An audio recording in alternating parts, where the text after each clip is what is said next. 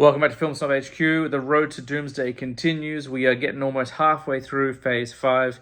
We're on to another Disney Plus series. And this is one that I haven't really heard a lot of people talk about. In the early days of it being released, it was kind of review bombed, as most projects have been lately. But beyond that, I don't really hear anyone talk about it. I don't know anyone who's watched it other than me, and I'm sure there are definitely people out there, but I'm the only one who I know of in my circle that's seen it. And I'm talking about Echo, which I'll put up here. Echo, which is spun out from Hawkeye. You might remember the character Maya Lopez, aka Echo, was one of Fisk's kind of henchmen. She worked with the Tracksuit Mafia in Hawkeye. And then from there, they spun her out. Now, it's a special presentation. That's how the way it's kind of listed. Previously, the special presentations have just been one shots. This is a 5-episode series. And I think for the first time, I might be in agreement with the kind of outcry of kind of dissatisfied Marvel fans. Now, before I extrapolate on that, let me say, I really like this show, and I actually think the show gets better as each episode kind of passes. But this is the first show I was sitting through in my entire Marvel rewatch, and maybe it's because I'm 80 projects deep now as well, but I was just kind of like, where does this fit in? It wasn't even why is this a project. I enjoy the character of Echo. I liked her in the comics. I really enjoy the representation not only of Native America, but also having someone who's hearing impaired. So I really like that they kind of extended that. And it's a pretty badass show. Like, she gets to fight Daredevil in the first episode. Fisk is the main villain. She's got ties to Wilson Fisk, the Kingpin, that we kind of explored a little bit in Hawkeye. So I like all of that. But in the grand scheme of things, in the Phase 4 and 5 lead up to Avengers Doomsday, I just don't know where this fits in. Because Echo is only connected to Hawkeye at this stage. She has some connections as a Daredevil antagonist, but he's only showed up in one episode.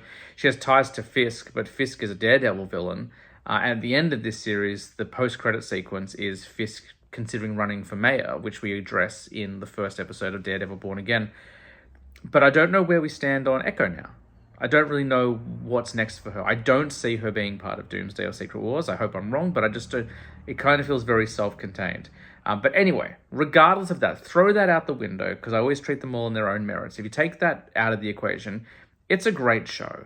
Echo's a really fascinating character because she's not a hero. She's not a villain either. She's kind of a gun for hire who worked for Fisk. Fisk was her adoptive father. Her mother died when she was young. Her dad took her into New York City to get work. He ended up getting employed by Wilson Fisk, and then he kind of became her adoptive father.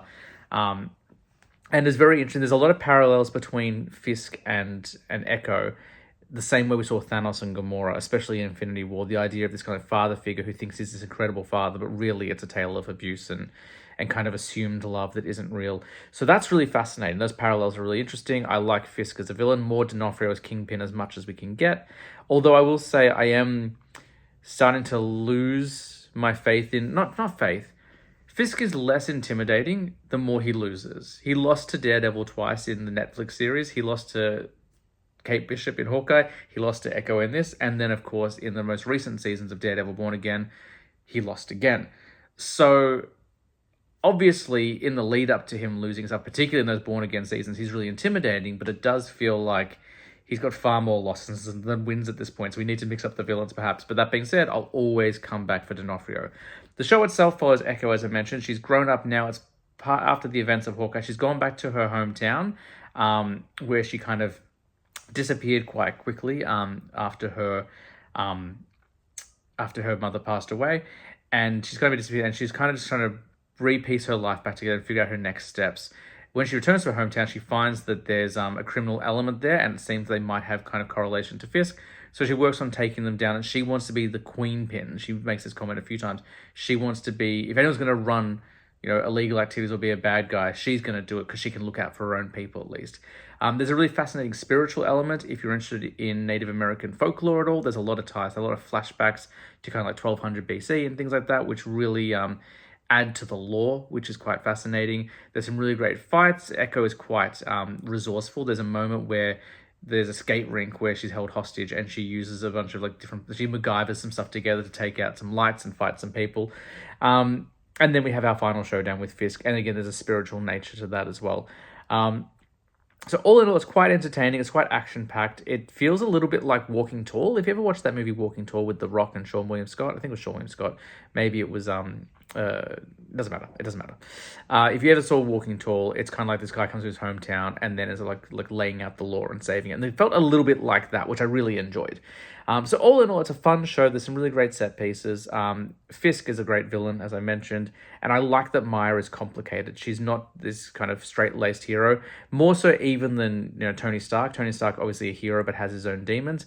We're further beyond that. We're almost like kind of heading into like a Ronin territory with Hawkeye, which I really appreciate. So all in all, the show is quite interesting. It's well put together. I just don't know where it fits in the greater scheme of things. So we've had 2 seasons of Daredevil Born Again. Echo hasn't shown up, and Kingpin's been all over that place. So it feels like maybe she's kind of been sidelined. I don't know whether she has what her place is moving forward, but I hope we get more of her. So if you haven't checked out Echo, give it a go. It's 5 episodes. I will say I wasn't looking forward to rewatching it, not because I didn't like the show, but again, it's another show where now that I'm getting to the tail end of this, I'm almost at Doomsday. I'm starting to really weigh up what shows are essential viewings and what aren't. And for the goal of getting to Doomsday and Secret Wars, Echo does not feel like essential viewing. However, it is a really interesting story, and if you're just a Marvel fan, then it is essential viewing. So depending on what your goals are, you may decide to watch it or not. I would definitely recommend it, but you don't need to see it for Doomsday. In terms of returning characters for Doomsday and Secret Wars, I don't see Echo coming back. None of the side characters really have much to offer in terms of having a place in the larger narrative of those movies. The only one else that I think might return is possibly Fisk. We'll talk a lot more about Fisk when we get to Daredevil Born Again. So that's those. Next up is a hotly, I won't even say divisive film. I think I was the only person who enjoyed this film at any level, but we'll talk about it. Next up is Madam Web.